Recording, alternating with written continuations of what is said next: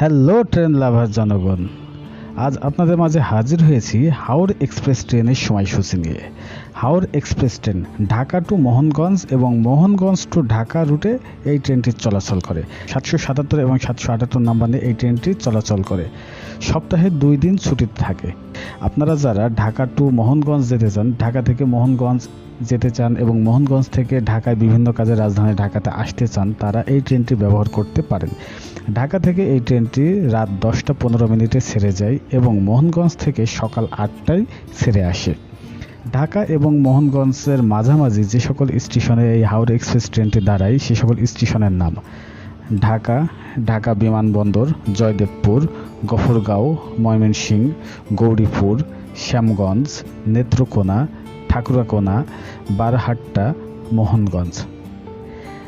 এই সকল স্টেশনে যাত্রা বিরতি করে এই